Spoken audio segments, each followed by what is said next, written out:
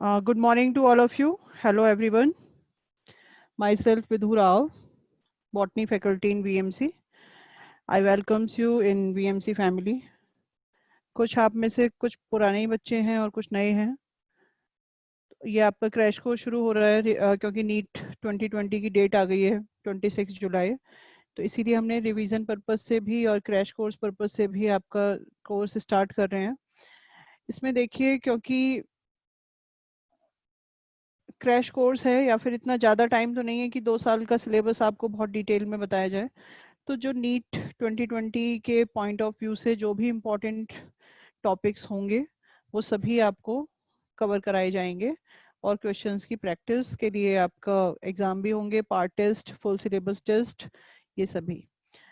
बस ये है कि आप जैसे जैसे जिस सब्जेक्ट में जो भी होगा उसका रिवीजन, उसको तैयार उसी के साथ साथ आप करते रहिए, पीछे ना रह जाए. तो हम आज बॉटनी का टॉपिक शुरू कर रहे हैं. सभी को पता है first topic of botany is living world.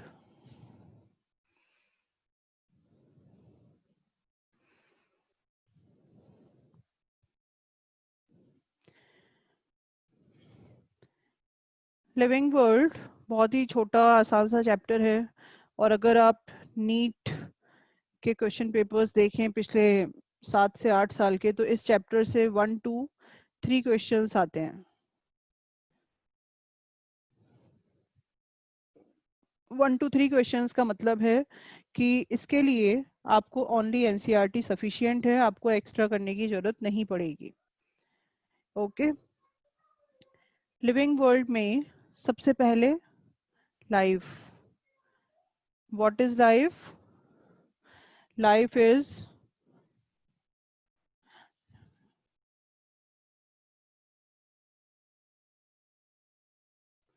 life is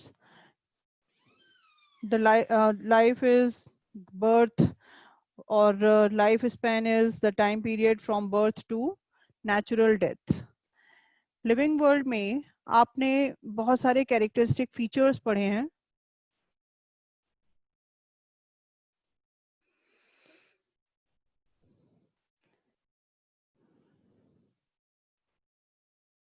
characteristic features of living world, ये बेसिक तो आप जानते हो कि लिविंग वर्ल्ड में क्या आता है.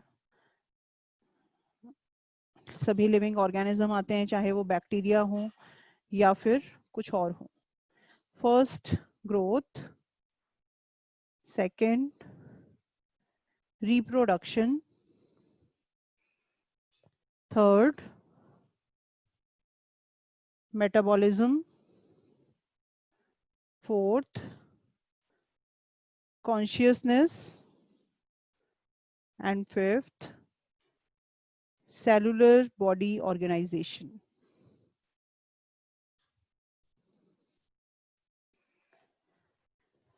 ये सभी कैरेक्टरिस्टिक फीचर्स आपने पढ़े हुए हैं. ग्रोथ इज, ये 1 by 1 मैं यहीं पर इसको एक्सप्लेन करूंगी. Growth is increase in biomass and increase in number of cells. इंक्रीज इन नंबर ऑफ सेल्स का मतलब है इंटरनल ग्रोथ, और increase in biomass non living में भी हो सकता है, जैसे माउंटेन की भी ग्रोथ इंक्रीज हो सकती है, और रिवर्स की भी हो सकती है, सैंड ड्यून्स की भी हो सकती है. तो ये growth is increase in number of cells and increase in biomass. Growth के 2 डिफरेंट टाइप्स हैं.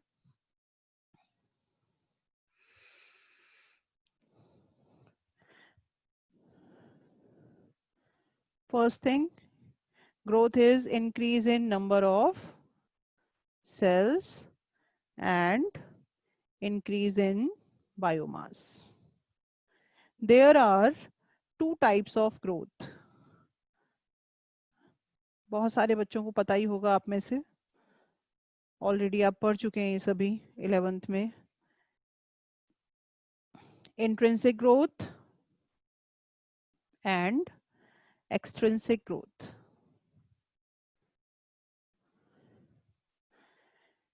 Intrinsic growth is internal growth, और internal growth कैसी होगी? Increase in number of cells. Extrinsic growth is external growth, और ये क्या होगी? Increase in biomass. Intrinsic growth occurs only in living organisms.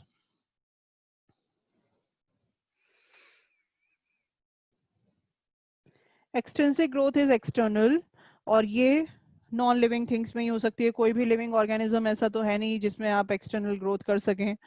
क्या आप किसी के बॉडी वेट को या किसी की हाइट को एक्सटर्नली इंक्रीज कर सकते हैं? नहीं कर सकते।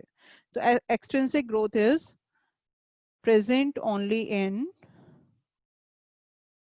Non living things.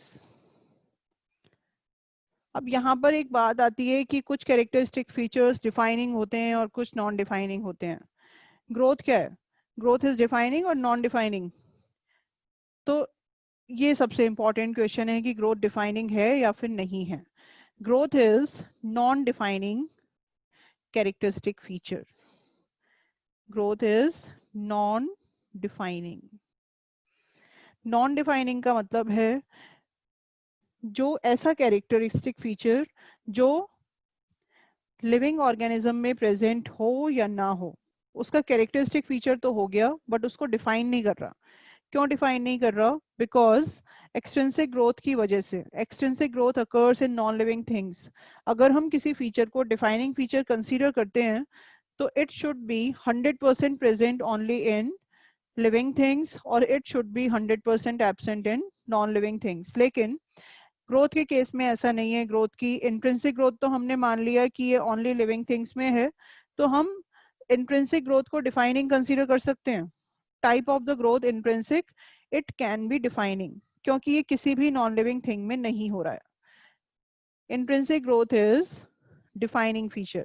लेकिन ओवरऑल ग्रोथ, क्योंकि ओवरऑल ग्रोथ में दोनों आएंगे, इंट्रिंसिक और एक्सट्रिंसिक दोनों ही, तो ओवरऑल ग्रोथ इज पूरी तरह से नॉन डिफाइनिंग फीचर। अब दोनों ग्रोथ में अगर हम और डिफरेंस देखें तो इंट्रिंसिक ग्रोथ कभी भी रिवर्सिबल नहीं हो सकती। Intrinsic growth is irreversible and extrinsic growth is reversible. आप इंट्रिंसिक ग्रोथ जब इंटरनल हो रही है तो क्या ये कभी किसी की हाइट आपने डिक्रीज होती हुई देखी है? नहीं होती। हाँ, वेट इंक्रीज या डिक्रीज हो सकता है, मतलब बायोमास कैन बी डिक्रीज। तो रिवर्सिबल ग्रोथ एक्सट्रिंसिक है और intrinsic growth is always irreversible growth. अब ग्रोथ नॉन डिफाइनिंग फीचर है, इसके दो रीजन हैं। Growth is non defining feature. इसके रीजंस क्या क्या हैं? इसके रीजन है, वन, एक्सटर्नल या extrinsic growth, because it is present in non-living things, that's why it cannot be a defining feature. इसका exception है। Second reason of non-defining feature, unicellular organisms. Unicellular organism का कोई एग्जाम्पल मन में सोचिए, आता ही होगा सभी को। अमीबा, बैक्टीरिया, यहाँ पर मैं अमीबा लिख देती हूँ, वैसे बैक्टीरिया भी है, ईस्ट भी है, बहुत सारे हैं, डायटम्स, डायनोफ्लैजेलेट्स या पूरा ही प्रोटिस्टा ग्रुप। तो यूनिसेलुलर ऑर्गेनिजम्स में क्या होता है, जैसे ही एक सेल डिवाइड होती है, जैसे ही नंबर ऑफ सेल्स इंक्रीज होती हैं तो नंबर ऑफ ऑर्गेनिजम्स भी इंक्रीज हो जाते हैं। इसका मतलब जब यूनिसेलुलर ऑर्गेनिजम्स में नंबर ऑफ सेल्स इंक्रीज हो रही हैं, न्यू ऑर्गेनिज्म की फॉर्मेशन हो रही है, तो हम न्यू ऑर्गेनिज्म की फॉर्मेशन को तो ग्रोथ नहीं बोलते, हम उसको रिप्रोडक्शन बोलते हैं। इसका मतलब क्या है कि in unicellular organisms growth and reproduction are mutually inclusive events. Mutually inclusive events का मतलब होता है कि दोनों ही एक दूसरे के सिनोनिम्स हैं। ये क्वेश्चन बहुत इंपॉर्टेंट है। कई बार ये क्वेश्चन इस तरह से आता है कि which of the following organism shows synonyms growth and reproduction, तो उसका आंसर हमेशा यूनिसेलुलर ऑर्गेनिज्म होगा। सभी यूनिसेलुलर ऑर्गेनिजम्स में growth and reproduction are mutually inclusive events.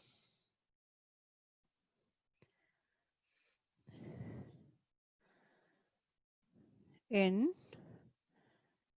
unicellular organisms, growth and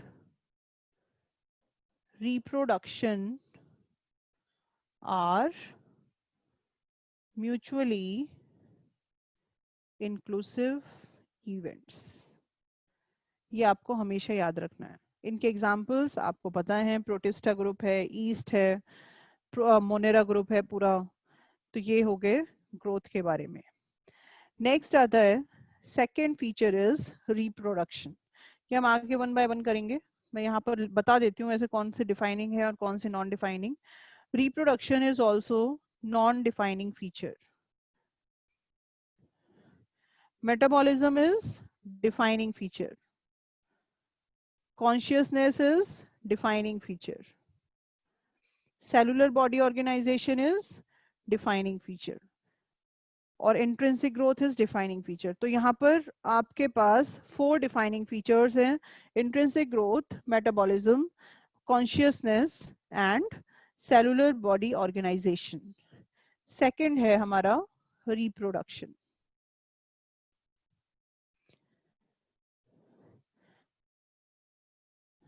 growth में एक लाइन और इम्पॉर्टेंट है। ग्रोथ में देखिए, multicellular organisms can grow by cell division only.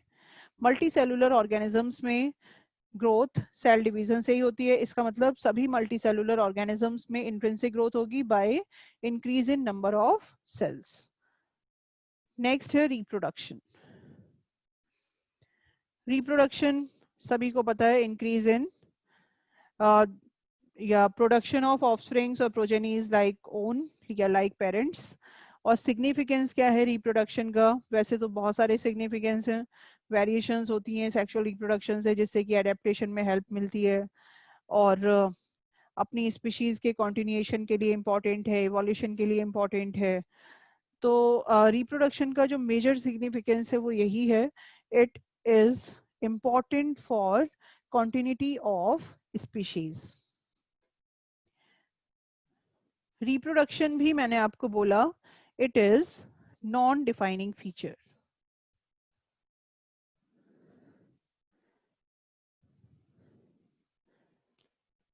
Non defining feature of living organisms. इसका reason एक तो देखिए यूनिसेलुलर ऑर्गेनिज्म ही हो गया, क्योंकि जहां पर ग्रोथ हो रही है वहां पर रिप्रोडक्शन हो रहा है। ग्रोथ की डेफिनेशन के अकॉर्डिंग यूनिसेलुलर ऑर्गेनिजम्स की जैसे ही नंबर ऑफ सेल्स इंक्रीज होती हैं, नंबर ऑफ ऑर्गेनिज्म इंक्रीज हो जाते हैं।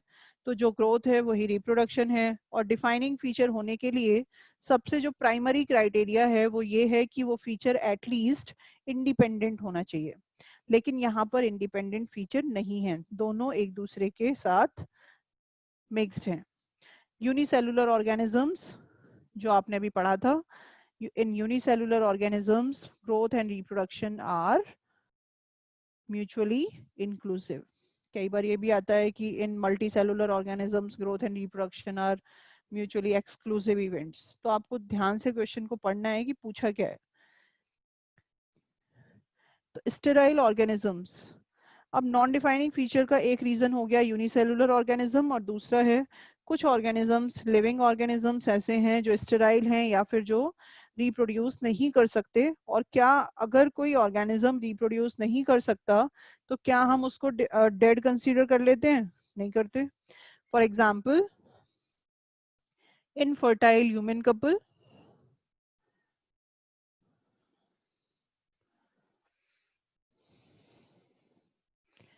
और वर्कर हनी बीज, और कुछ sterile hybrids.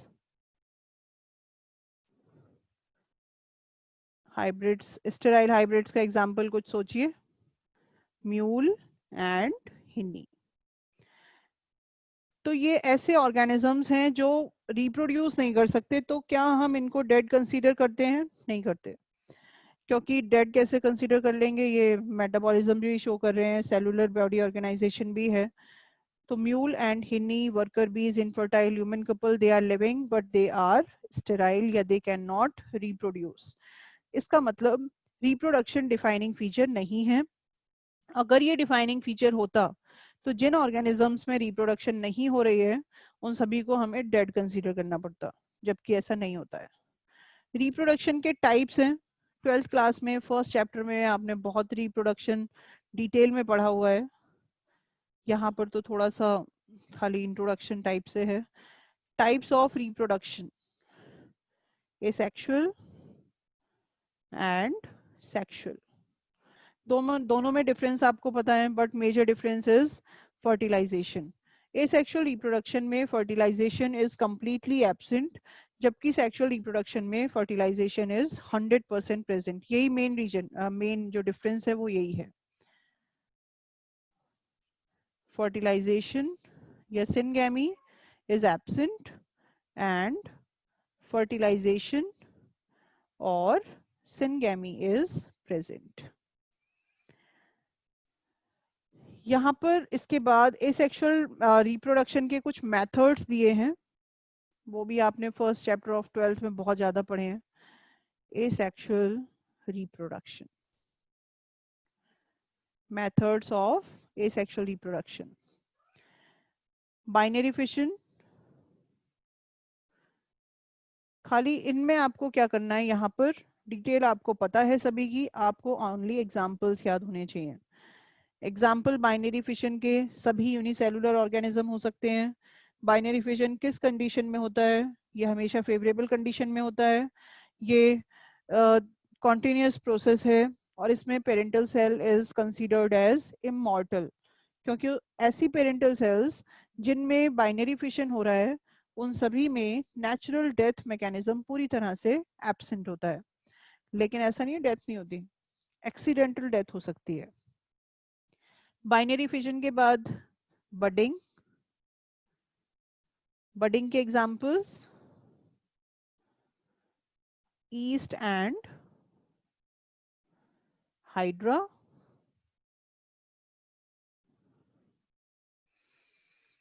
Budding.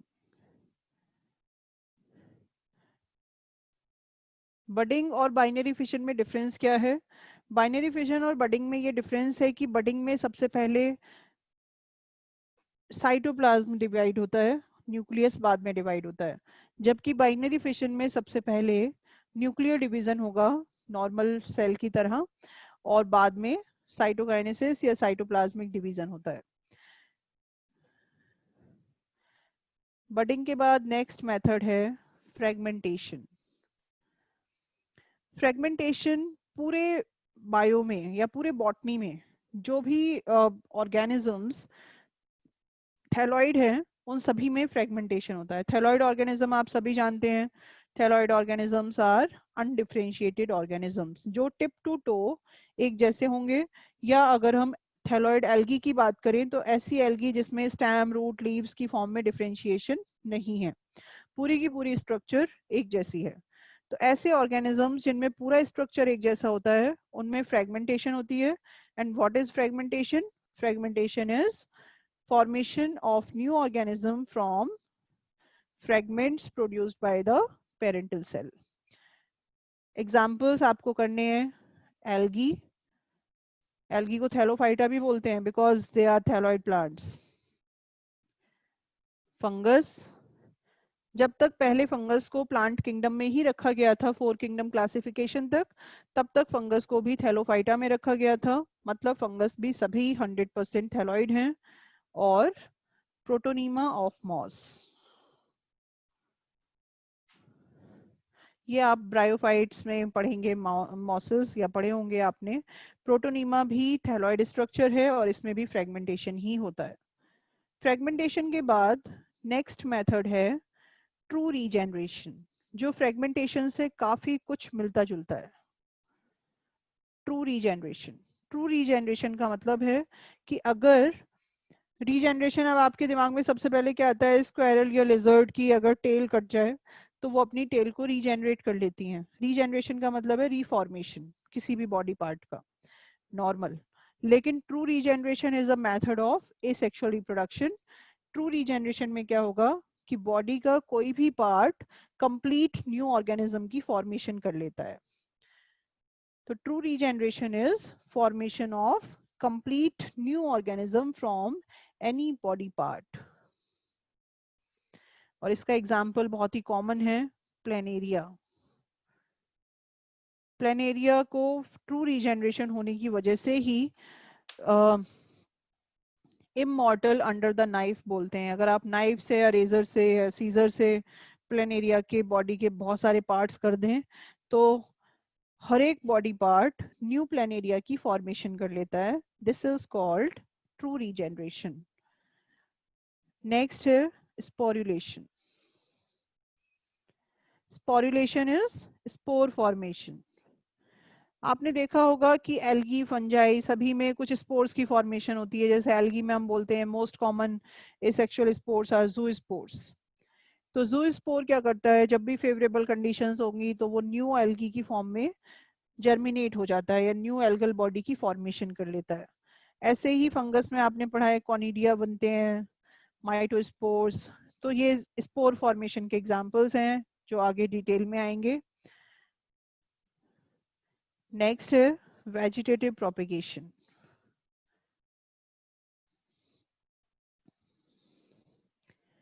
Vegetative propagation is formation of new plant from any parental plant part or plant organ.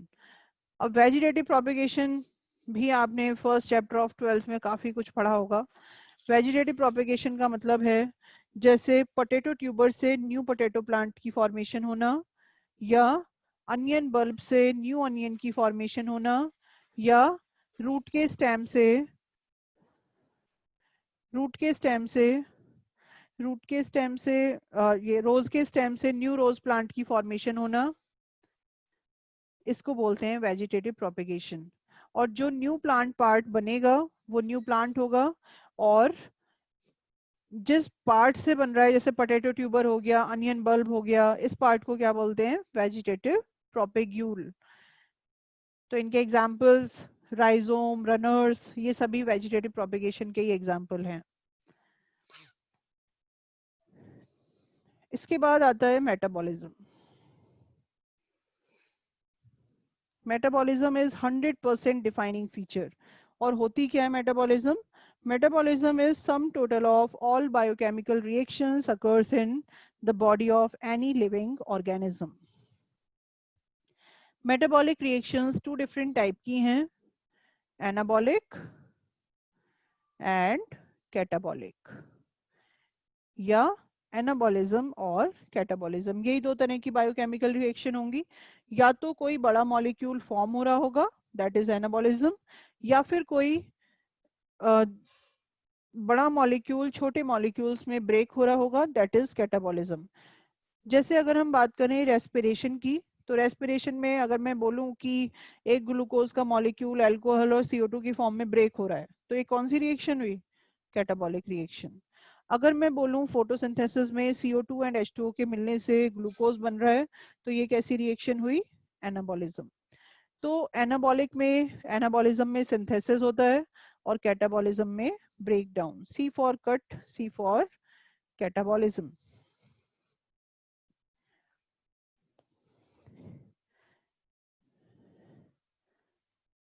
तो एनाबॉलिज्म में anabolic reactions are called constructive and catabolism are called destructive.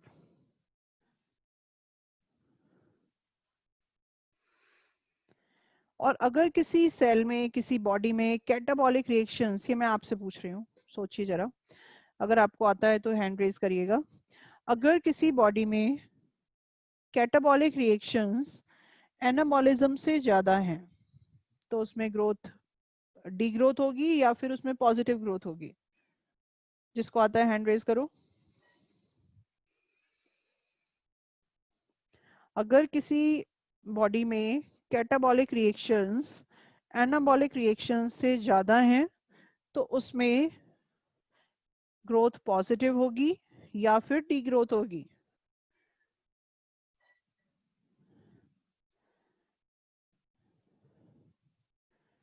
Good.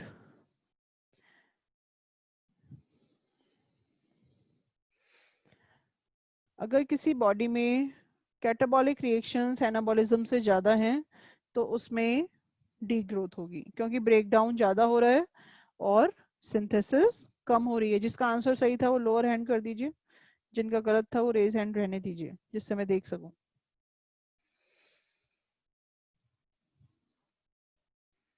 Okay, almost सभी का सही था.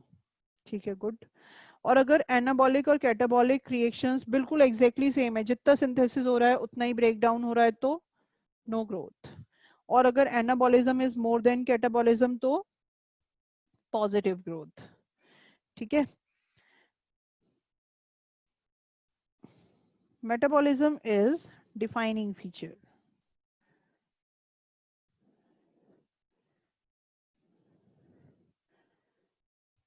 लेकिन इसके लिए भी कुछ बायोलॉजिस्ट ने बोला कि हम मेटाबॉलिक रिएक्शंस को क्योंकि टेस्ट ट्यूब में या लेबोरेटरी में भी कर सकते हैं, तो हम इसको डिफाइनिंग कंसीडर क्यों करें।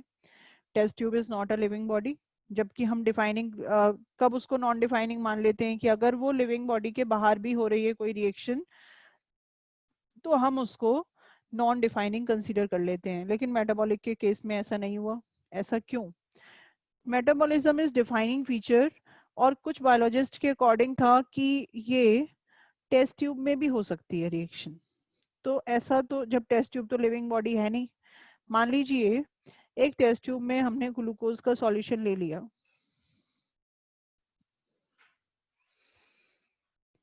इस टेस्ट ट्यूब में ग्लूकोज का सॉल्यूशन है। लैब में आपने, लैब तो सबने देखी है।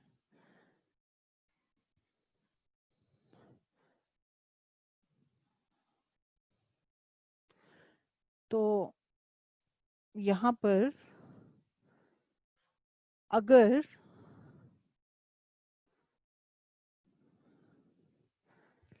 सपोज ये है ग्लूकोज का solution,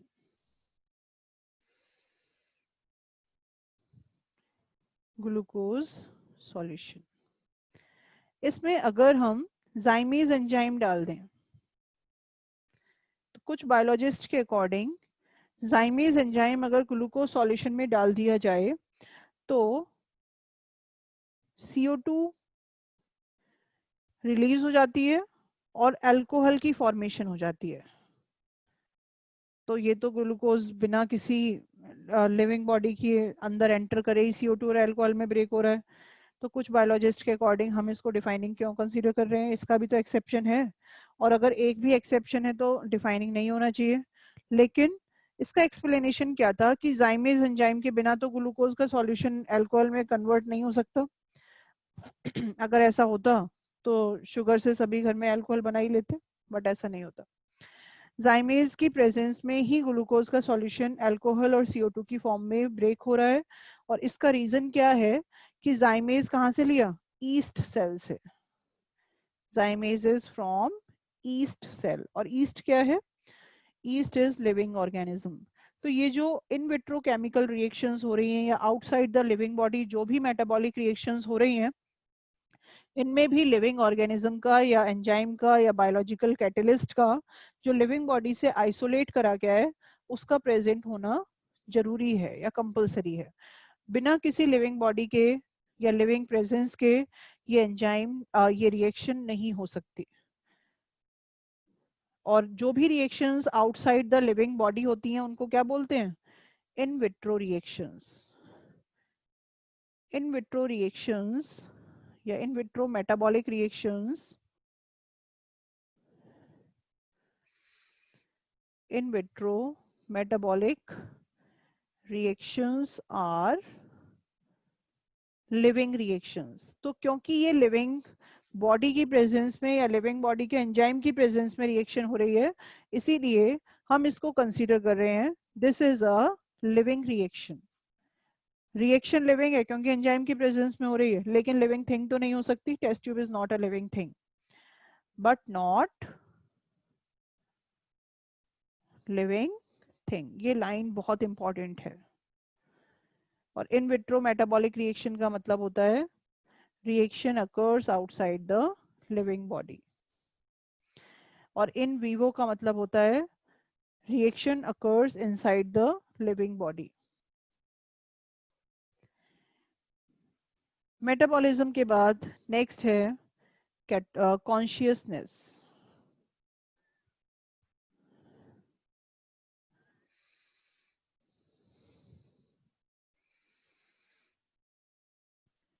consciousness, consciousness is awareness to the surroundings या रिस्पॉन्सिबिलिटी या फिर इरिटेबिलिटी या फिर जो भी हम एक्सटर्नल सराउंडिंग्स के लिए या एक्सटर्नल स्टिमुलस के लिए हम रिस्पॉन्ड शो कर रहे हैं, that is consciousness. Consciousness is respond to external stimuli.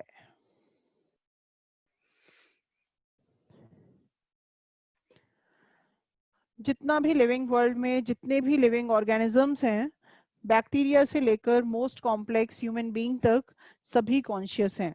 All living organisms shows respond to the external stimuli, और इसीलिए consciousness is defining feature of all living organisms without any exception. तो consciousness भी defining feature ही है.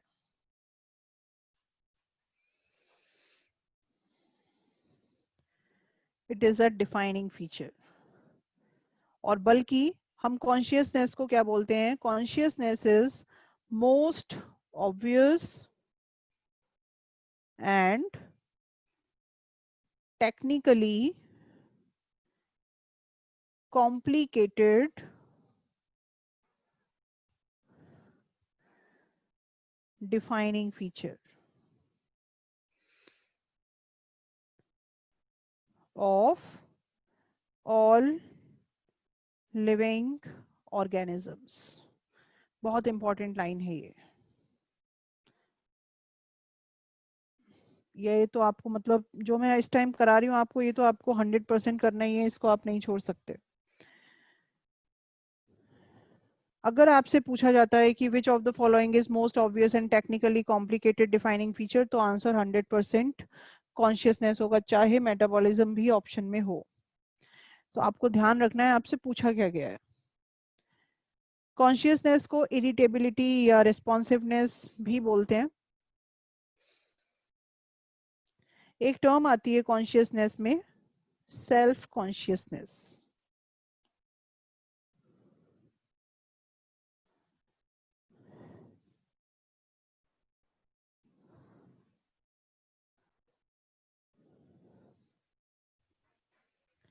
Self consciousness. Self consciousness defining feature नहीं है. Self consciousness is the feature of only human beings. Human beings के अलावा पूरे living world में कोई भी ऑर्गेनिज्म सेल्फ कॉन्शियस नहीं है. और सेल्फ कॉन्शियसनेस का मतलब है respond to internal stimulus also. तो ह्यूमन बीइंग्स ऐसे ऑर्गेनिजम्स हैं जो एक्सटर्नल स्टिमुलाई के साथ साथ इंटरनल स्टिमुलाई को भी रिस्पॉन्ड शो करते हैं. तो self consciousness is defining feature of all human beings, but it is non-defining feature for living organisms. Self-consciousness is defining feature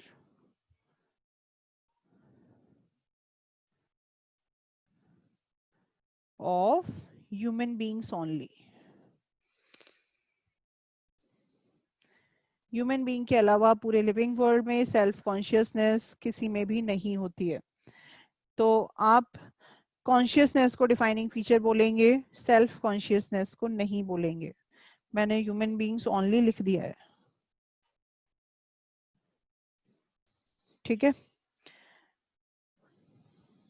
अब एक क्वेश्चन है एनसीईआरटी में, एनसीईआरटी में दिया हुआ है कि ह्यूमन बीइंग इन कोमा. अब हम कॉन्शियसनेस को डिफाइनिंग फीचर तो कंसीडर कर लिए, तो ह्यूमन बीइंग इन कोमा को क्या बोलें, क्योंकि human being in coma is unconscious.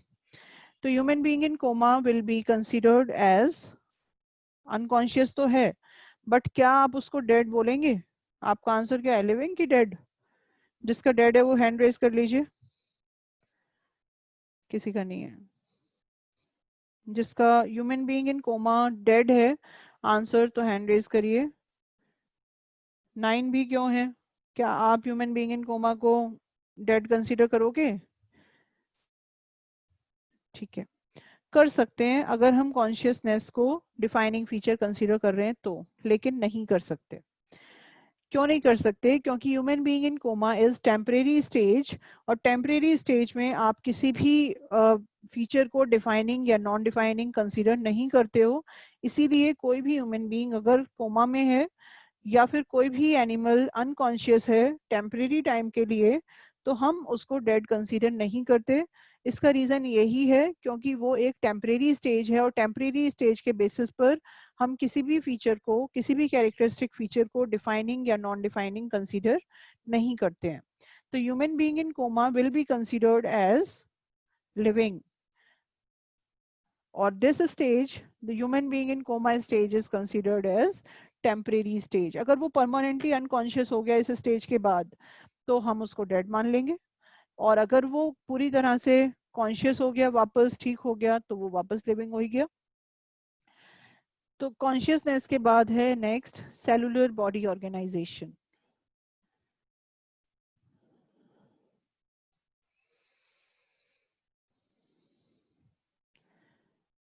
Cellular body organization. सभी लिविंग ऑर्गेनिज्म पूरे लिविंग वर्ल्ड में जितने भी हैं सभी सेल से ही बने हुए हैं, चाहे वो यूनिसेलुलर हो या मल्टी सेलुलर हो। सभी organisms are made up of cell. तो cellular body organization is defining feature without any exception for all life forms.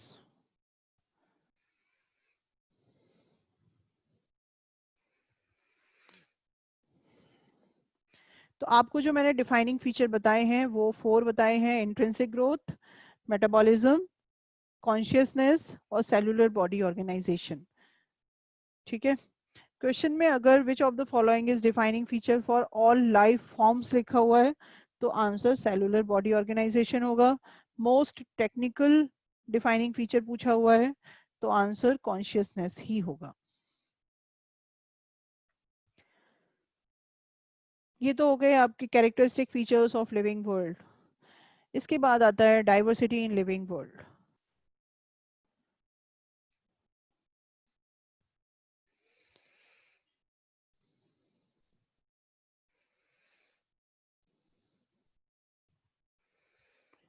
Diversity in living world. Diversity in living world आपने 12th क्लास में ecology में भी पढ़ा है और 11th क्लास में इस चैप्टर में भी पढ़ा है। इकोलॉजी वाले चैप्टर में दिया हुआ है more than 1.5 million species are taxonomically known, और एनसीईआरटी के फर्स्ट चैप्टर या लिविंग वर्ल्ड में दिया हुआ है 1.7 to 1.8 million species are taxonomically known. तो दोनों बातें सेम ही है। तो diversity in living organism, living world कितनी है? लगभग 1.7 to 1.8 million species are taxonomically known. This is very important line. Taxonomically known का मतलब ये बिल्कुल नहीं है कि खाली इतनी है, इतनी taxonomically classify हो चुकी हैं। जबकि जब आपने इकोलॉजी पढ़ा था बहुत डिटेल में तब उसमें था कि रॉबर्ट में के अकॉर्डिंग 7 मिलियन स्पीशीज हो सकती हैं, कुछ और के अकॉर्डिंग 30 मिलियन स्पीशीज हैं पूरे लिविंग वर्ल्ड में, कुछ के अकॉर्डिंग 50 मिलियन है। तो अलग अलग साइंटिस्ट, अलग अलग इकोलॉजिस्ट के अकॉर्डिंग नंबर्स अलग अलग हैं, खाली प्रिडिक्शन है। लेकिन टेक्सोनॉमिकली जो नोन है या बायोलॉजिकली जो क्लासिफाइड हैं, these are only more than 1.5 million species या 1.7 to 1.8 million species। यही नंबर आपको याद करना है। और 1.7 में से 1.2 million species are of animals, जो आप जानते ही हैं, और 0.5 million species are of plants. और एनिमल्स में भी आपने इकोलॉजी में पढ़ा था 12th क्लास में कि जो भी एनिमल्स हैं उनमें से 70% animals are insects.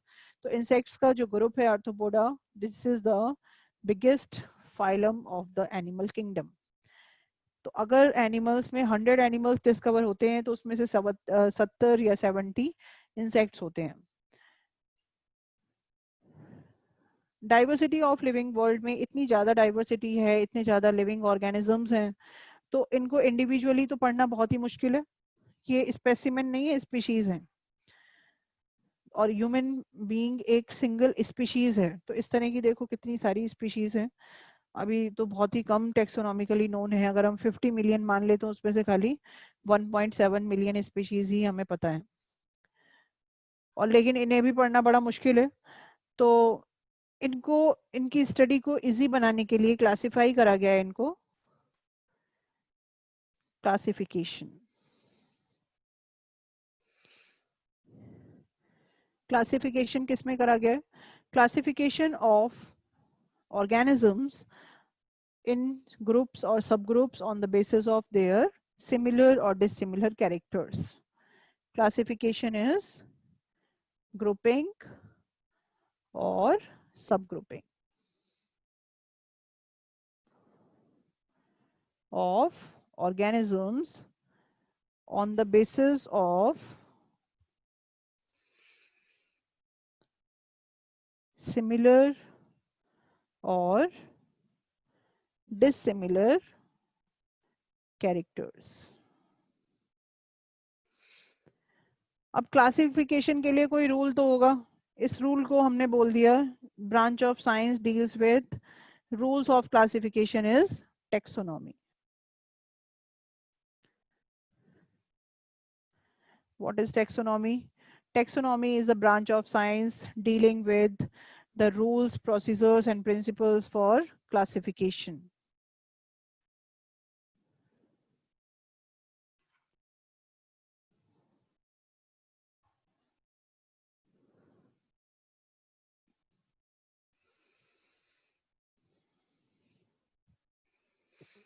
Branch of science dealing with rules, principles, procedure for classification is taxonomy. तो टेक्सोनॉमी से ही हमें पता चलेगा कि हमें क्लासिफाई किस बेसिस पर करना है. जैसे अगर हमने जिम्नोस्पर्म और एंजियोस्पर्म को, दो प्लांट्स को क्लासिफाई करा, तो हमने क्या ले लिया, उसका सीड ले लिया, ट्रांसफ्यूजन टिश्यू ले लिया, स्टेम ले लिया, रूट्स ले ली. तो ये रूल्स क्या कहाँ पर होंगे? टेक्सोनॉमी में होंगे. इसीलिए जब भी हम क्लासिफाई करते हैं ऑर्गेनिज्म को, तो हम ये मान लेते हैं कि ये टेक्सोनॉमिकली नोन हो गया. और टेक्सोनॉमी क्या है? सबसे पहली रिक्वायरमेंट क्या होगी? किसी भी ऑर्गेनिज्म को अगर आप क्लासिफाई कर रहे हो, तो सबसे पहले आपको किस चीज की रिक्वायरमेंट है? Pre requirement for taxonomy is specimen. सबसे पहले हमारे पास स्पेसिमेन होना चाहिए जिसका हमें टेक्सोनॉमी करना है. इसके बाद बेसिक्स क्या हैं टेक्सोनॉमी के? Basics of taxonomy are CINC. C is characterization. सबसे पहले जब आपको कोई स्पेसिमेन मिलता है या फिर आप कुछ देखते हो नया, तो सबसे पहले आपकी नज़र उसके कैरेक्टर्स पर ही जाती है कि इसके मॉर्फोलॉजिकल कैरेक्टर्स कैसे हैं, इसकी लीव्स की शेप क्या है, इसका रूट्स कैसी हैं, टैप रूट हैं, फाइब्रस रूट हैं, स्टेम ब्रांच्ड है या फिर अनब्रांच्ड है, इस तरह से. तो सबसे पहले आप क्या पढ़ते हो, क्या स्टडी करते हो उसके बारे में? Characters of specimen. इसके बाद आपके दिमाग में दूसरी चीज क्या आती है? आइडेंटिफिकेशन. आइडेंटिफिकेशन में आप क्या देखते हैं? आप क्या, जैसे मान लीजिए कोई प्लांट आपको दिया गया स्पेसिमेन जिसकी निडल शेप लीव्स थी, तो आपके दिमाग में सबसे पहले क्या आएगा कि ये प्लांट पाइनस की तरह है. तो जो आपको उस तरह का दूसरा प्लांट पता होगा, आप उसी से कंपेयर करोगे. This is called identification on the basis of known one. Second मतलब नेक्स्ट, नॉमेनक्लेचर. अब आप इसको पूरी तरह से क्लासिफाई कर देते हो. मान लीजिए कि पाइनस लाइक है तो इसका मतलब किंगडम प्लांटे हो गया, फाइलम ये डिवीजन जिम्नोस्पर्म हो गया. तो क्लासिफाई करते करते आप इसके नॉमन स्पीशीज और जीनस का भी नाम दे देते हो. नॉमेनक्लेचर में होंगे टू नेम्स, जीनस नेम और स्पीशीज नेम. इसके बाद आता है क्लासिफिकेशन.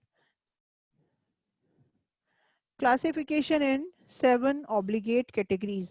7 ऑब्लिगेट कैटेगरीज सभी को पता है, kingdom to species 7 obligate categories हैं.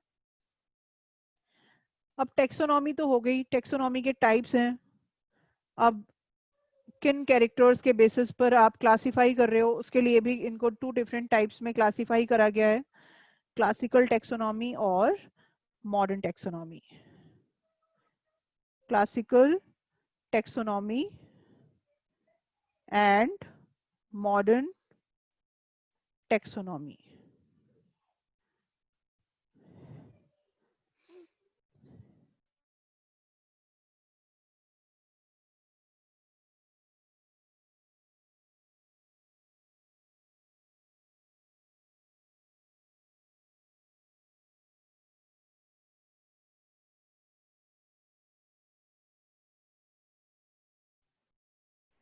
Classical taxonomy is based on simple morphological characters. Modern taxonomy is based on morphological. Morphological का मतलब होता है external, anatomical का मतलब होता है internal, और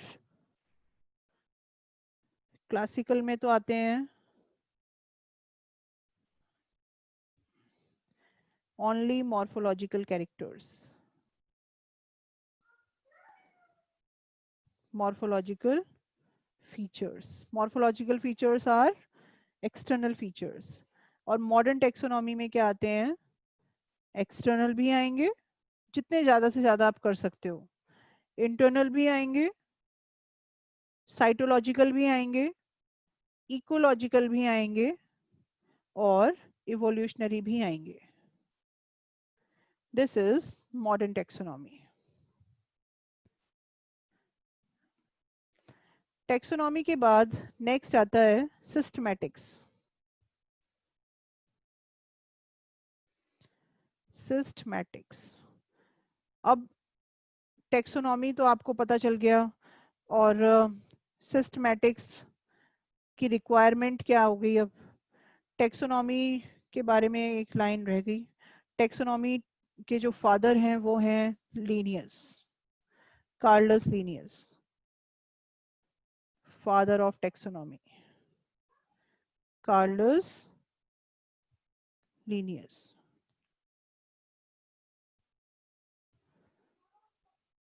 और टेक्सोनॉमी जो टर्म है, टेक्सोनॉमी टर्म ली गई है ग्रीक वर्ड से.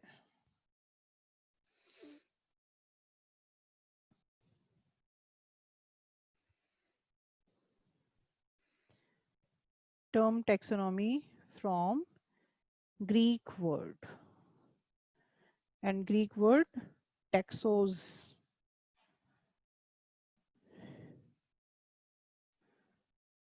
Next is systematics. सिस्टमैटिक्स की रिक्वायरमेंट क्या है. अब टेक्सोनॉमी से हम खाली क्लासिफिकेशन तो कर सकते हैं, लेकिन हम किस जगह पर इस प्लांट को रखें वो नहीं कर सकते.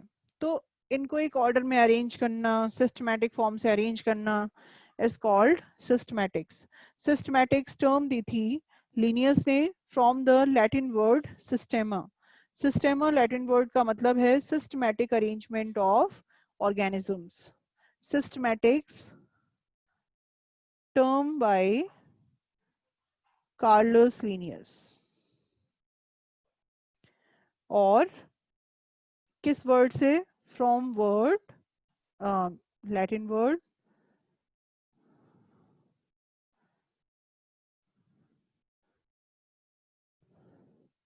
सिस्टेमा. सिस्टेमा वर्ड का मीनिंग है systematic arrangement of organisms. Systematic arrangement of organism हम सिस्टमैटिक से ही कर सकते हैं.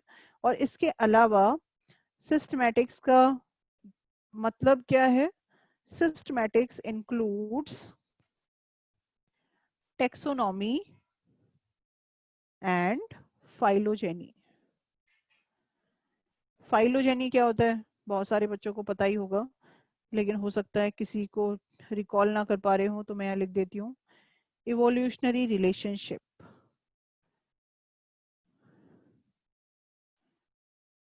Evolutionary relationship is called phylogeny.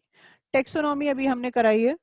Taxonomy is CINC, characterization, identification, nomenclature and classification. और इसके अलावा सिस्टमैटिक्स में और क्या क्या इंक्लूड होता है? इट इंक्लूड्स, अब टेक्सोनॉमी में क्या क्या इंक्लूड है? Biodiversity,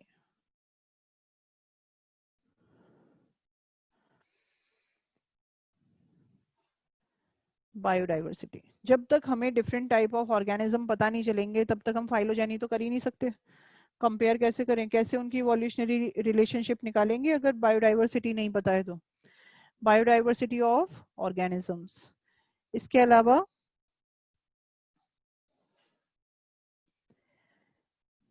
ecological information,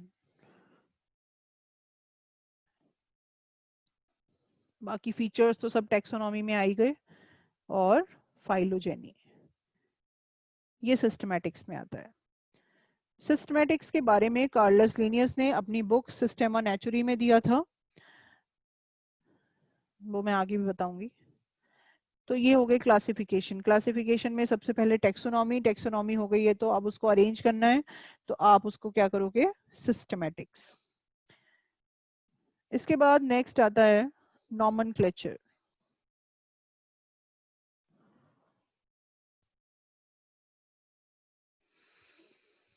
nomenclature, naming system.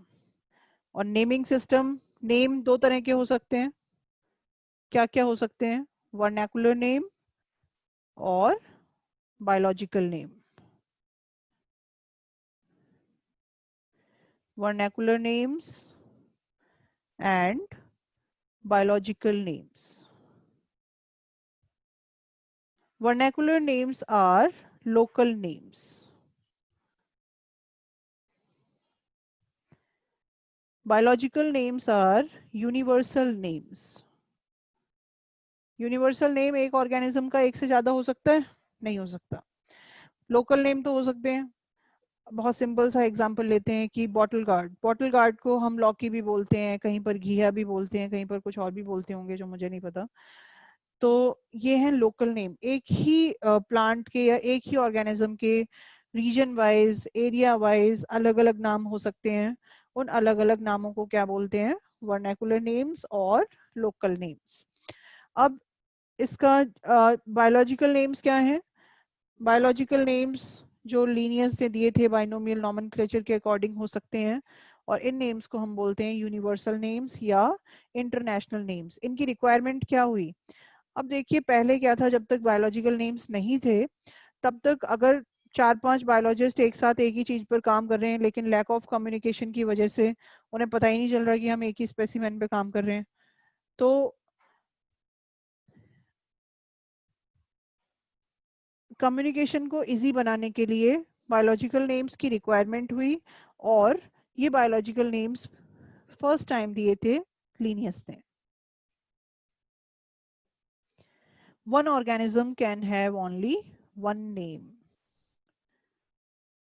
First time given by Linnaeus.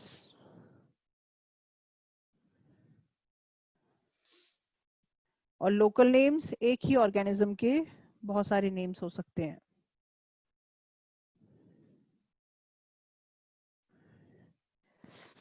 अब बायोलॉजिकल नेम्स को प्रोवाइड करने के लिए ये कुछ आप एक टेबल देख रहे हैं, रिकमेंडेशंस हैं। ये रिकमेंडेशंस ही रिकमेंड करती हैं कि किस ऑर्गेनिज्म का नाम क्या होगा। ये हैं रिकमेंडेशंस ऑफ साइंटिफिक नेम्स। इसमें सबसे पहले ICBN। ICBN is international code of botanical nomenclature.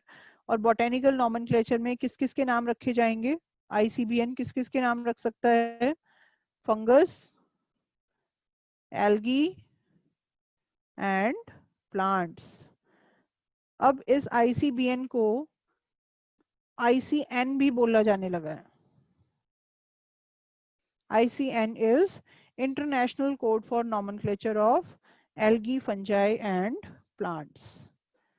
इसके बाद है ICZN, International Code for Zoological Nomenclature, and this is for animals.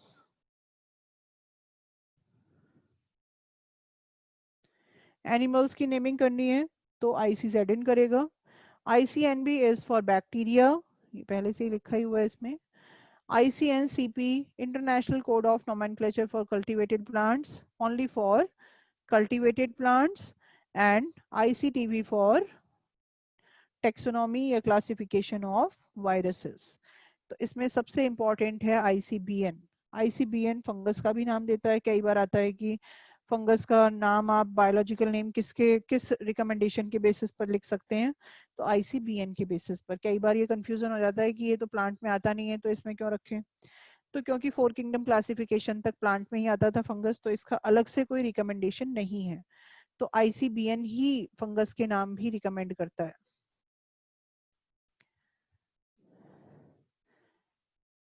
Next आते हैं बाइनोमियल नॉमेनक्लेचर। बहुत आप सभी को पता है इसके बारे में, तो मैं थोड़ा बहुत ही बता रही हूँ यहाँ पर। Binomial nomenclature first time given by Carolus Linnaeus. Binomial इसको इसलिए बोलते हैं बिकॉज इसमें दो नेम है, first name is genus name and second name is species name.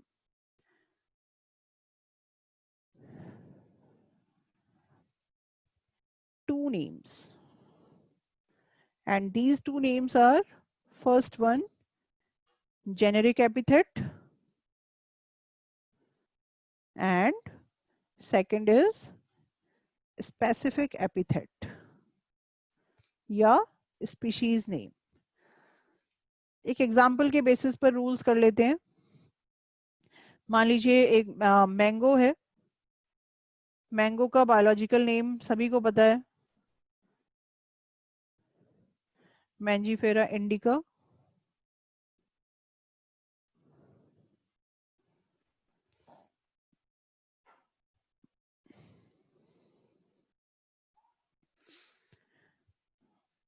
और आप खाली मैंजीफेरा इंडिका लिखें या फिर इसके साथ में रोमन न्यूमरल में L भी लिख सकते हैं।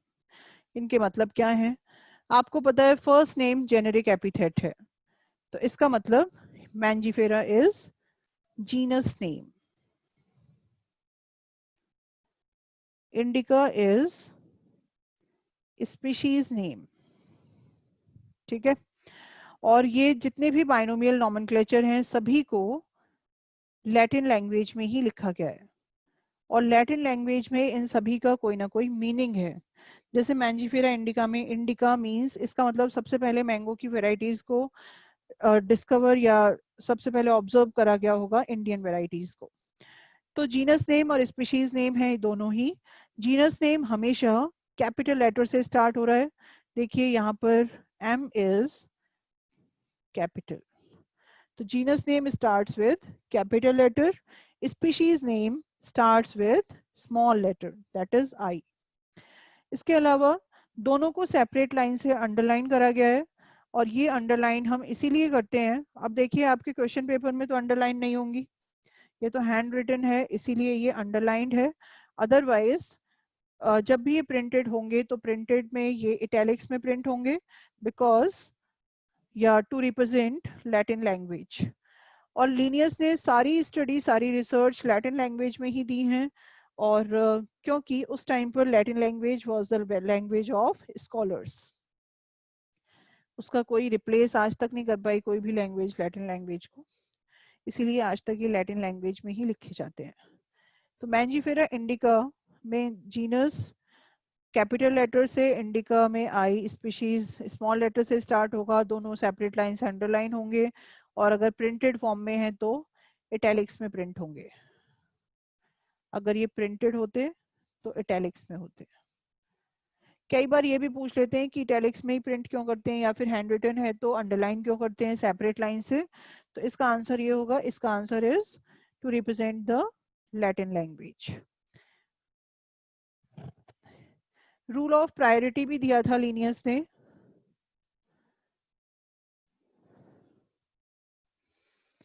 रूल ऑफ प्रायोरिटी का मतलब है कि जो नाम, मान लीजिए एक ही ऑर्गेनिज्म मैंगो के, मान लीजिए लिनियस के बाद और भी साइंटिस्ट ने नाम दिए होंगे, तो लिनियस ने पहले ही रूल ऑफ प्रायोरिटी दे दिया था कि जो नाम सबसे पहले दिया गया होगा अगर वो ऑथेंटिक है तो वही नेम करेक्ट बायोलॉजिकल नेम होगा, उसके बाद के कोई भी नेम मान्य नहीं होंगे या ऑथेंटिक नहीं होंगे। अगर ऑथेंटिक हो जाते तो पता नहीं आज तक शायद हम मैंगो का भी याद नहीं कर पाते, पता नहीं कितनी बार चेंज हो गया होता। तो इसीलिए ये रूल ऑफ प्रायोरिटी है कि जो सबसे पहले दिया गया है अगर वो ऑथेंटिक है तब वो ही कंसीडर होगा। अब इसमें L क्या है, यहाँ पर L कई बार हम एल लिखते भी हैं और कई बार ऑथर्स नेम नहीं भी लिखते हैं। जिस साइंटिस्ट ने इसको दिया है उसका नाम हमेशा एब्रीविएटेड फॉर्म में लिखा जा सकता है या फिर रोमन नंबर्स में। ये मैंने रोमन नंबर्स में लिखा है। अगर मैं इसको एब्रीविएटेड फॉर्म में लिख दूं तो क्या लिख सकते हैं, लिन, तब भी ये ठीक है। कंप्लीट ऑथर्स नेम नहीं लिखे जाते, या तो एब्रीविएटेड फॉर्म में होगा या रोमन नंबर्स में होगा। ये है ऑथर्स नेम,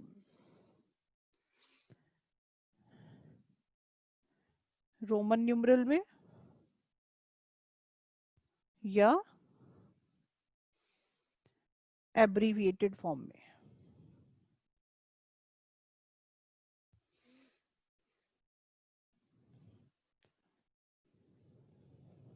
और ऑथर्स का नेम ना तो प्रिंटेड होगा इटैलिक्स में और ना ही अंडरलाइन होगा, तो ये सिंपल नेम होगा इंग्लिश में ही। नेक्स्ट है बाइनोमियल नॉमेनक्लेचर के रूल्स हो गए। एग्जांपल्स आगे थोड़े थोड़े आएंगे, वो मैं कराती जाऊंगी आपको, वो करते जाना आप। इसके बाद आता है टेक्सोनॉमिकल हायरार्की।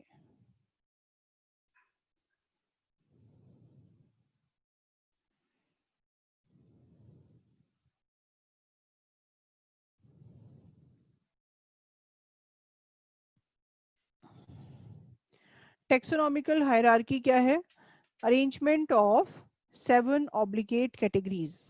7 ऑब्लिगेट कैटेगरीज क्या होती हैं? Kingdom to species, taxonomical hierarchy. Taxonomical hierarchy में आती हैं step wise arrangement of 7 obligate categories.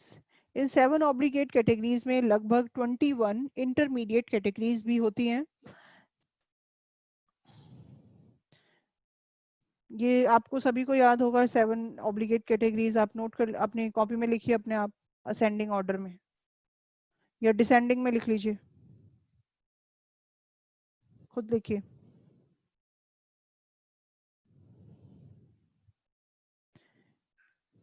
सबसे पहले किंगडम, सेकंड इज फाइलम और डिवीजन, क्लास,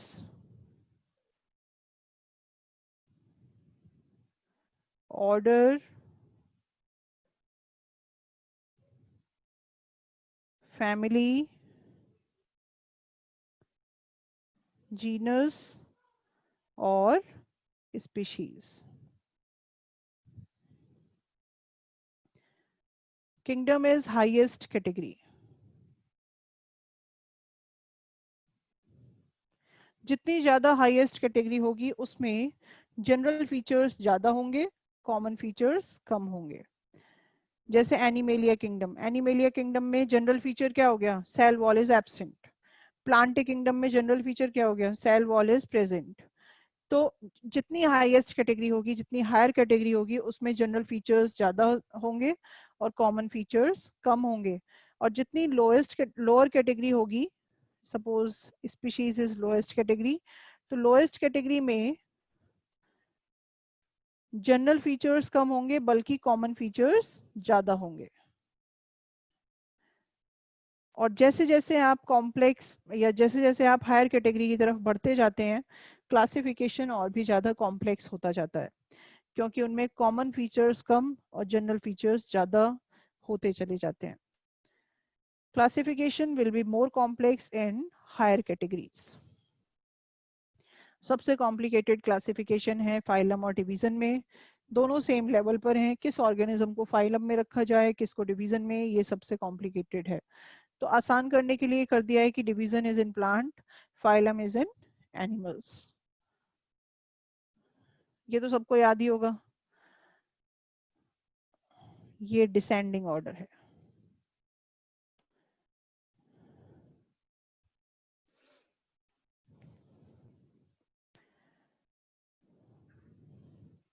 सबसे पहले स्पीशीज, स्पीशीज टर्म दी थी जॉन रे ने। इसको डिफाइन करने के लिए सबसे जो मोस्ट एक्सेप्टेड इसका कंसेप्ट है वो है biological concept of species. Biological concept of species is based on reproductive isolation.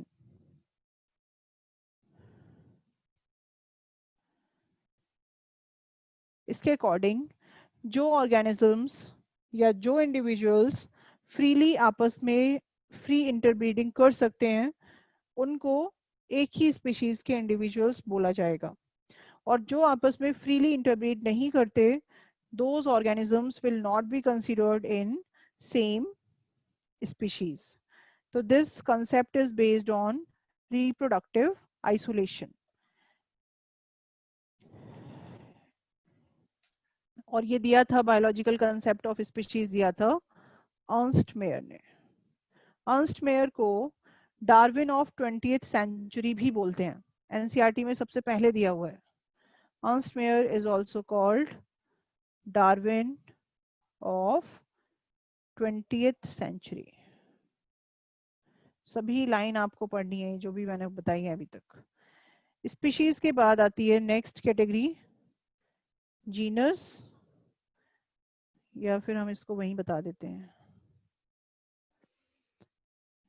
Species के बाद नेक्स्ट है genus. Genus is the group of similar species. Genus के दो टाइप्स हैं जिनके बारे में आपको पढ़ना है, पॉलीटिपिक जीनस और मोनोटिपिक। दोनों में डिफरेंस क्या है?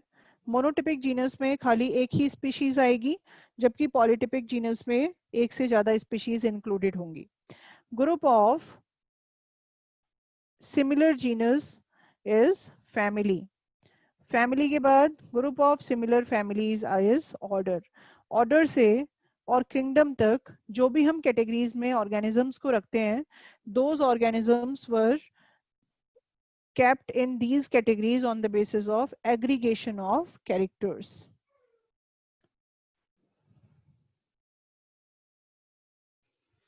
From this category,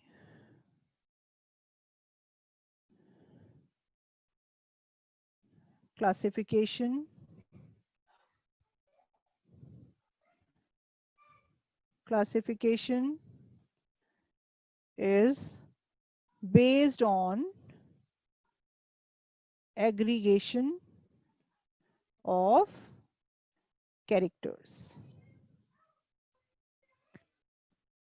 Class, group of similar order is class. Class के बाद एनिमल है तो फाइलम, प्लांट है तो डिवीजन, और division group of divisions is kingdom, जो सबसे लास्ट में है। तो ये तो डेफिनेशंस आप कर ही लेंगे। इस टेक्सोनॉमिकल हायरार्की का मैं एक एग्जांपल करा रही हूँ आपको, एक एनिमल का और एक प्लांट का। तो जितने भी एनसीईआरटी में एग्जांपल्स हैं इससे रिलेटेड, वो सभी इस एग्जांपल में आ जाएंगे, आपको खाली एग्जांपल करना पड़ेगा।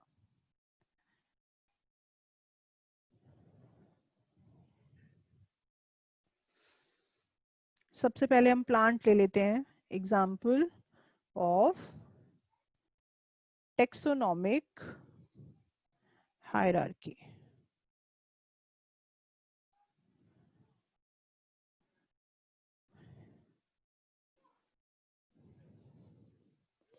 First example is plant. सबसे पहले क्या आता है? किंगडम। लोअर से शुरू करते हैं।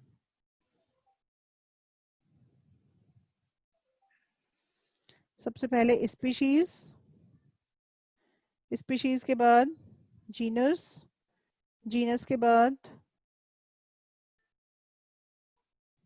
Family, order, class, division, kingdom.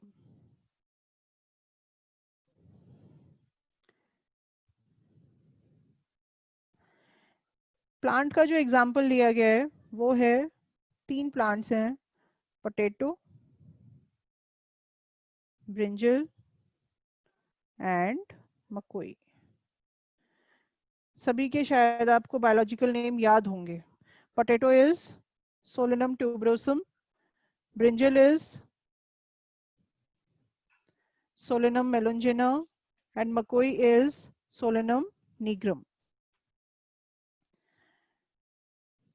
Potato is Solanum tuberosum.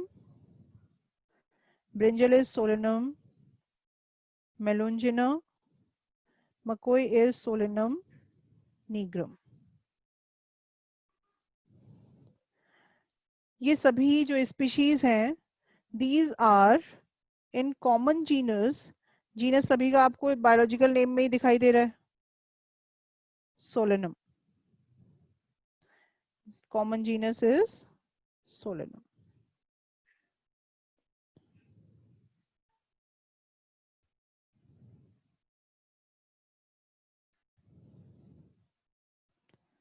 Solanum Solanum genus कैसा हुआ? इसमें एक से ज्यादा स्पीशीज हैं, तो ये पॉलीटिपिक हुआ कि मोनोटिपिक? दिस इज पॉलीटिपिक, क्योंकि इसमें एक से ज्यादा स्पीशीज आ रही हैं, ट्यूबरोसम, मेलोंजिना, निग्रम एक्सेट्रा। इसके बाद आता है group of similar genus is family. तो नेक्स्ट आ गया फैमिली, और इसके जो नियर बाय जीनस होंगे वो क्या क्या हो गए? सोलेनम, धतूरा, पिटूनिया, एट्रोपा, ये सभी जीनस नेम हैं।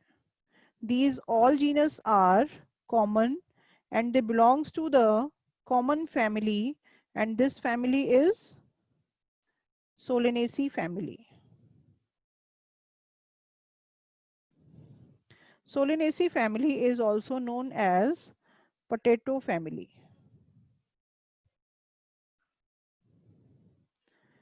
अब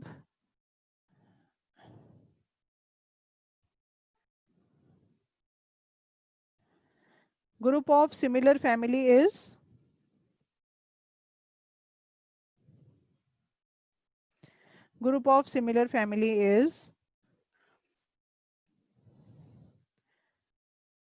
order. Similar family क्या होगी इसकी? Convolvulaceae family. Convolvulaceae family is sweet potato family. आपने देखा होगा स्वीट पोटैटो और पोटैटो में काफी चीजें सिमिलर होती हैं, और सबसे ज्यादा सिमिलर क्या है? Their flowering characters. तो Solanaceae and Convolvulaceae family belongs to the same order, that is Polemoniales.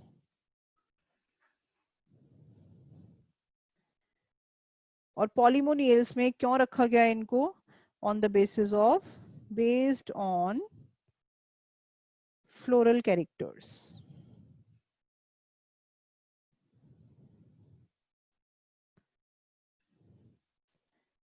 Order के बाद नेक्स्ट आएगा group of similar order is class. Class में कौन कौन से ऑर्डर आएंगे? क्लास ऑर्डर क्या क्या थे यहाँ पर? पॉलीमोनियल्स था। पॉलीमोनियल्स का सिमिलर ऑर्डर है Sapindales. Sapindales is order of mango, mango order. These two orders belongs to the same class, and this class is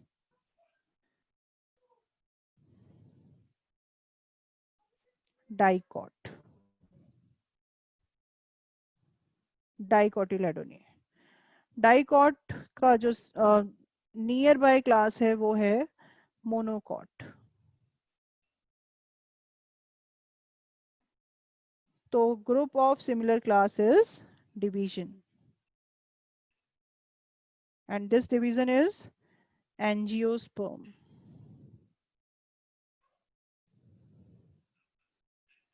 angiospermae के सिमिलर डिवीजन है gymnosperm, pteridophyta, bryophyta and Thallophyta. Thallophyta में only algae आती हैं। और group जो भी group of similar division is kingdom. तो ये सभी किस किंगडम में आएंगे? प्लांटे। ये आपको याद करना है, इनके ब्रैकेट में जो भी लिखा हुआ है mango order based on floral characters, ये एग्जांपल्स आपको एज इट इज याद करने हैं, बहुत इंपॉर्टेंट है ये। ऐसा ही मैं एक एग्जांपल आपको एनिमल्स का करा रही हूँ। एनिमल्स में जो स्पीशीज में एनिमल्स लिए गए हैं वो हैं लायन, टाइगर और लेपर्ड। लायन का biological name Panthera leo, tiger is Panthera tigris, leopard is Panthera pardus। और इनको सेम जीनस किस जीनस में रखा गया है? पैंथेरा। तो पैंथेरा भी कैसा जीनस हो गया? पॉलीटिपिक, क्योंकि इसमें एक से ज्यादा स्पीशीज हैं।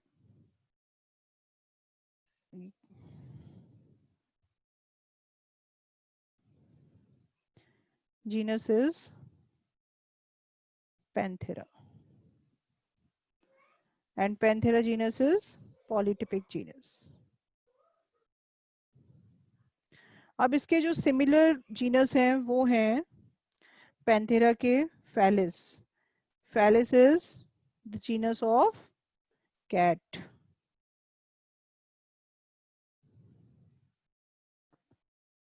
ये भी पूछ लेते हैं कई बार, what is Felis? Felis is the genus of what? Similar genus कहां पर आएंगे? Family. Group of similar genus is in family. किस फैमिली से बिलोंग करेंगे ये? They belongs to the similar family that is Felidae. Felidae family is cat family. जो भी मैं ये एग्जाम्पल करा रही हूँ ये बहुत इंपॉर्टेंट है, इसके अलावा आपको नहीं करना है। फैलिडी इज कैट फैमिली और इसकी जो नियर बाय फैमिली है वो है dog family that is Canidae. Dog family क्या है, कैट का जीनस क्या है, इस तरह से क्वेश्चंस आएंगे इसमें से।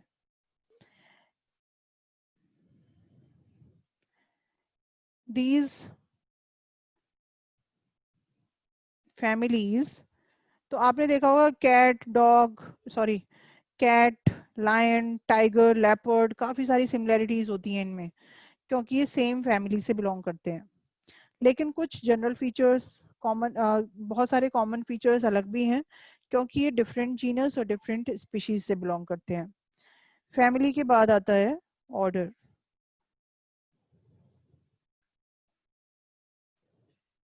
ऑर्डर फैमिली में थे Felidae family and Canidae family.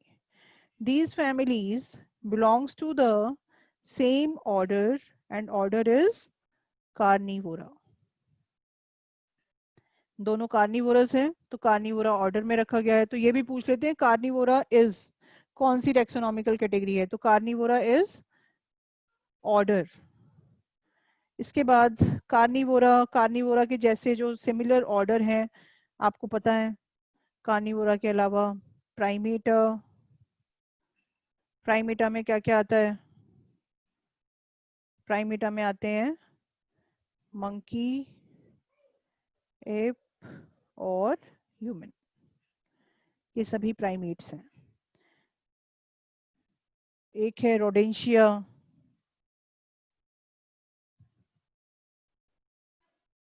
रोडेंशिया में क्या आता है? This is the order of rat,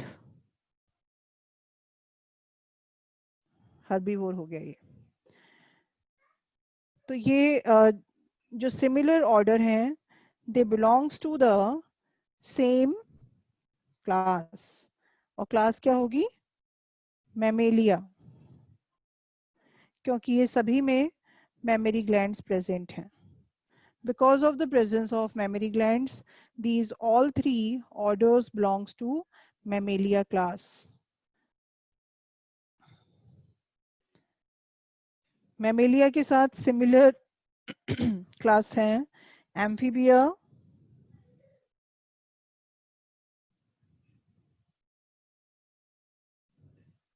Reptilia, Apes जिसमें birds आते हैं, Pisces जिसमें fishes आती हैं, etc. और these group of similar class belongs to the same phylum. Phylum क्या हो गया? Same phylum is all are chordates.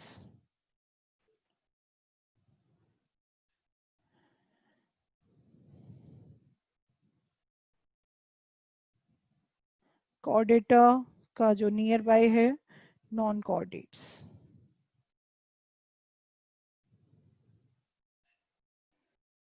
Non chordata, they belongs to the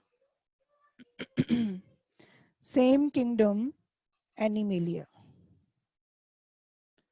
ये दोनों एग्जांपल्स एक बर्ड्स का और सॉरी एक प्लांट्स का और एक एनिमल्स का आपको याद करना है, बहुत इंपॉर्टेंट है ये। इसके अलावा आपको कुछ भी टेक्सोनॉमिकल हायरार्की में पढ़ने की जरूरत नहीं है, ठीक है? तो इस टेक्सोनॉमिकल हायरार्की के बेसिस पर क्लासिफिकेशन करा जाता है, taxonomic classification. Taxonomic classification into 7 obligate categories. एक मिनट,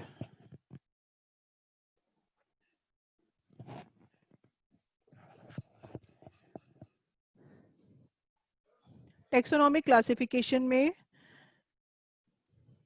कुछ टर्म्स हैं जो मुझे आपको बतानी है। एक तो है taxon. Taxon is real organism,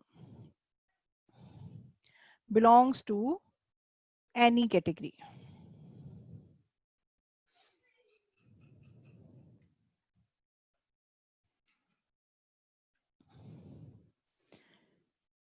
अगर हम बात कर रहे हैं कि मैमल्स हैं, फॉर एग्जाम्पल मैमल्स, तो मैमल्स क्या है? रियल ऑर्गेनिज्म की बात कर रहे हैं हम। तो यहाँ पर रियल ऑर्गेनिज्म का मतलब क्या होता है? टेक्सोन। टेक्सोन इज रैंक और real organism of any category. इसके बाद एक टर्म आपने पढ़ी होगी, taxa. Taxa is the group of taxon या प्लूरल ऑफ टेक्सोन या ग्रुप ऑफ टेक्सोन। अब मैमल्स का ग्रुप कौन सा है? मैमेलिया। तो मैमेलिया क्या हो गया? टेक्सा। Mammalia is taxa. ऐसे ही एम्फीबियंस, अगर एम्फीबियंस दिया हुआ है तो क्या होगा? टेक्सोन। एम्फीबियंस तो ऑर्गेनिज्म हो गए, और एम्फीबिया क्या हो गया? एम्फीबिया एक कैटेगरी की बात कर रहे हैं, एक ग्रुप ऑफ एम्फीबियंस की बात कर रहे हैं, तो वो क्या है? Amphibia is taxa, amphibians is taxon, और एक होता है कैटेगरी, एक टर्म है कैटेगरी।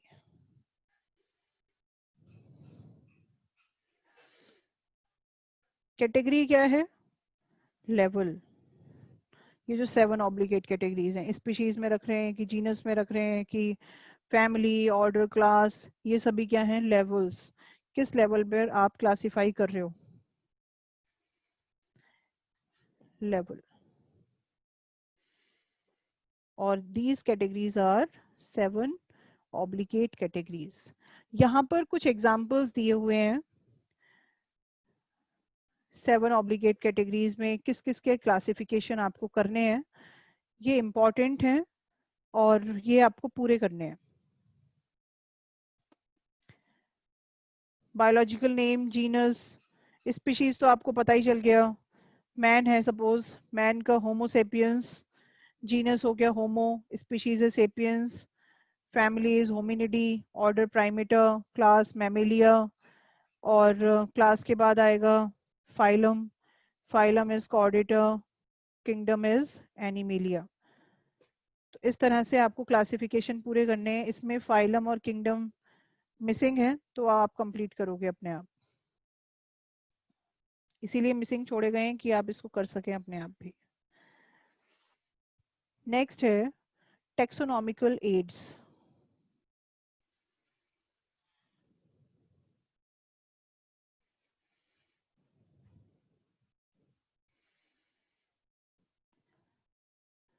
टेक्सोनॉमिकल एड्स क्या होती हैं? टेक्सोनॉमिकल एड्स आर मेथड्स और techniques used for identification purpose, identification of animals, identification of plants, identification of any living organism को आप अगर करना चाहते हैं तो उसके लिए जो भी मेथड्स और क्राइटेरिया हैं वो सभी टेक्सोनॉमिकल एड्स में आते हैं। और टेक्सोनॉमिकल एड के लिए सबसे पहली रिक्वायरमेंट क्या होगी? Collection of specimens. डेफिनेशन तो सभी जानते हो, इनके बारे में भी आप जानते हैं सभी, थोड़ा सा मैं समराइज्ड कर रही हूँ जो भी इंपॉर्टेंट होगा। Taxonomical aids are botanical garden,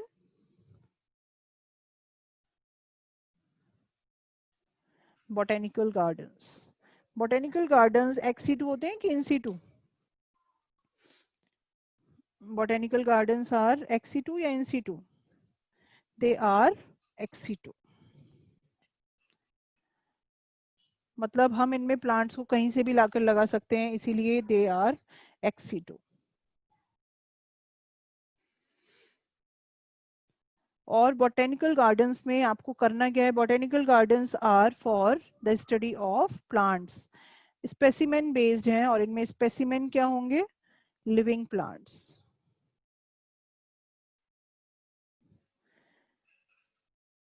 और क्या क्या आपको पढ़ना है? कुछ बॉटेनिकल गार्डन्स के आपको लोकेशन पढ़नी है कि ये कहाँ पर हैं।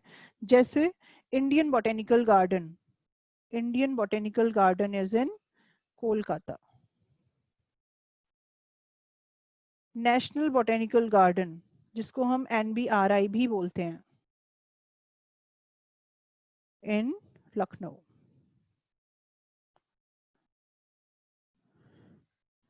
रॉयल बॉटेनिकल गार्डन,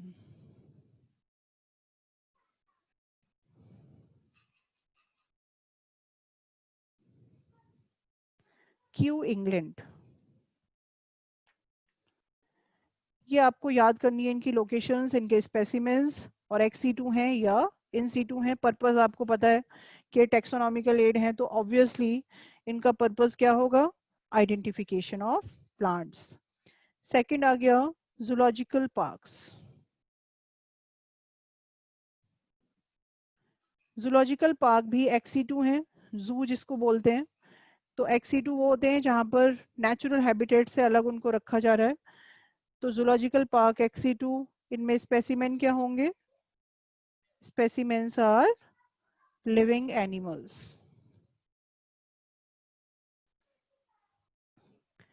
और national zoological park new Delhi में है। This is one of the largest zoological park in Asia. NCERT में जो भी डायग्राम्स दिए हुए हैं जूलॉजिकल पार्क के कुछ, वो सभी new Delhi national zoological park के ही हैं। अगर किसी ने विजिट किया होगा तो शायद पहचान भी लिया होगा। जूलॉजिकल पार्क के बाद नेक्स्ट है हर्बेरियम। हर्बेरियम क्या है? एक्स-सी2 या इन-सी2? हर्बेरियम एक्स-सी2 भी नहीं हो सकते और इन-सी2 भी नहीं हो सकते। Herbarium are the collection of pressed, dead, dry plants or plant parts.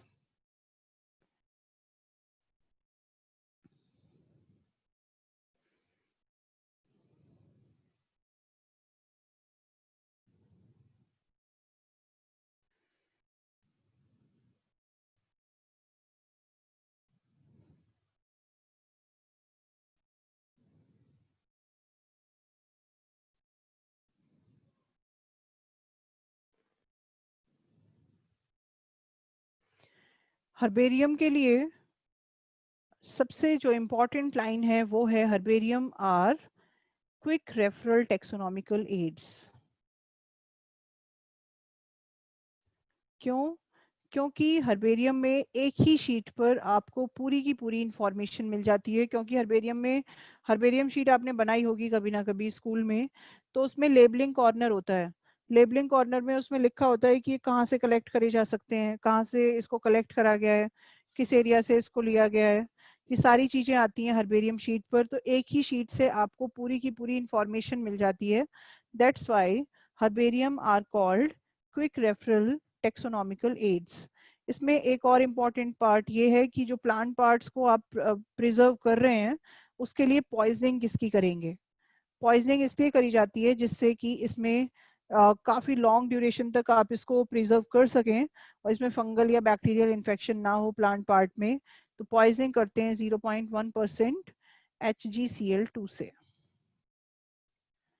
Herbarium के बाद आता है म्यूजियम। म्यूजियम में वो प्लांट्स रखे जाएंगे, एनिमल्स तो सभी, और प्लांट्स वो रखे जाएंगे जिनको आप हर्बेरियम में नहीं रख सकते, जैसे एल्गी। एल्गी में 90% या 95% वाटर है, तो उसको तो हम ड्राई नहीं कर सकते। ड्राई करेंगे तो उसमें बचेगा ही क्या? तो ऐसे जो प्लांट्स हैं जिनमें वाटर कंटेंट ज़्यादा होता है उनको म्यूजियम में रखा जाता है, या फिर जिनका साइज बड़ा हो, जैसे पाइनस के कोन है, साइकस के कोन है, तो इनको म्यूजियम में रखा जाता है। Museum is preservation of dead animals और some plants which cannot be kept in herbarium. Succulent plants हो सकते हैं। Succulent plant क्या है? Aquatic plants जिनमें water content ज़्यादा है। Pinus cone हो सकते हैं, या cones of gymnosperm, cycas cone, etc. अब म्यूजियम का तो एक अपने एग्जांपल अपने लैब में भी देखा है आपको। जो म्यूजियम बॉटल्स होती हैं, प्रिजर्वेशन बॉटल्स होती हैं, उनमें स्कूल की लाइब्रेरी में, स्कूल की लैब में भी आपको दिखाए जाते हैं स्पेसिमेंस। वो सभी इसी में आते हैं। म्यूजियम का पार्ट है छोटा सा माइक्रो म्यूजियम। और इसमें जब आप एनिमल्स को किस लिक्विड में आप इसको प्रिजर्व कर रहे हैं, वो है फॉर्मेलिन सॉल्यूशन। सॉल्यूशन का नाम पता होना चाहिए। It is made up of formaldehyde and acetic acid. इसमें आप लॉन्ग ड्यूरेशन तक स्पेसिमेंस को प्रिजर्व कर सकते हैं।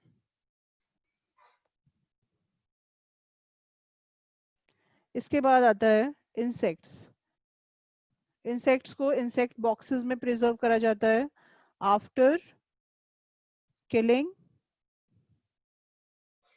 Pinning and drawing.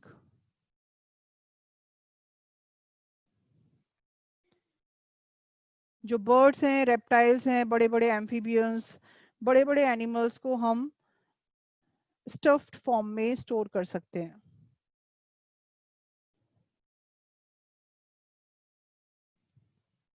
Stuffed form.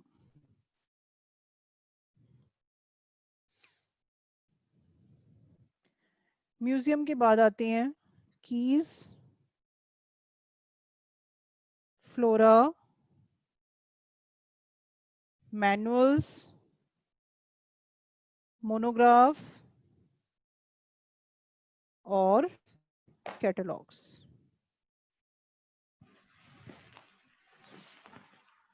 ये सभी बुक्स और बुकलेट्स हैं जिनका आप यूज कर सकते हैं आइडेंटिफिकेशन पर्पज से।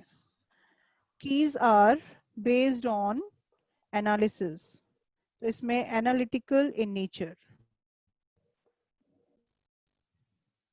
ये सभी बुक्स और बुकलेट्स हैं, तो इनमें स्पेसिमेन की रिक्वायरमेंट नहीं है, जबकि म्यूजियम और हर्बेरियम में डेड स्पेसिमेंस हैं और बॉटेनिकल गार्डन और जूलॉजिकल पार्क में लिविंग स्पेसिमेंस हैं। Flora, habitat and index of plants present in particular area की इंफॉर्मेशन प्रोवाइड करता है। Manuals, description of plants present in particular area. Monograph, information of only one taxon, इसीलिए monograph भी है, mono means single, taxon is real organism. Catalogs, alphabetical arrangement, जैसे आपने dictionary देखी है अल्फाबेटिकल अरेंजमेंट ऑफ वर्ड्स, तो ऐसे ही कैटलॉग्स भी alphabetical arrangement of any category. जैसे कैटलॉग ऑफ स्पीशीज हो सकता है, तो सभी स्पीशीज अल्फाबेटिकली अरेंज्ड होंगी। ये आपका टेक्सोनॉमिकल एड्स हैं और ये आपका चैप्टर खत्म हो गया। जब भी डाउट क्लास होगी आप you can ask your doubts of this chapter, ठीक है। बाकी क्लास में खत्म कर रही हूँ, थोड़ा टाइम ज़्यादा लग गया, शायद आपकी नेक्स्ट क्लास भी शुरू होने वाली होगी 10 मिनट बाद। ओके, चलिए, all the best, next class में मिलेंगे। और ये चैप्टर तब तक आप रिवाइज कर लीजिएगा, जो भी मैंने कराया वो पूरी तरह से कर लीजिएगा। Thank you.